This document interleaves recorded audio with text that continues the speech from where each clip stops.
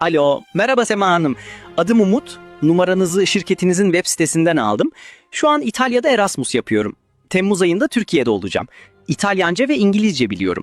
Acaba Türkiye'ye döndüğümde şirketinizde staj yapabilir miyim? Numaramı nereden buldunuz? Şirketinizin web sitesinden aldım Sema Hanım. Web sitesinde numaram mı yazıyormuş?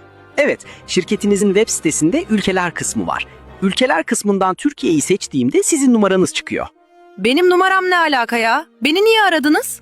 Şu an İtalya'da Erasmus yapıyorum. Acaba Türkiye'ye döndüğümde şirketinizde staj yapabilir miyim?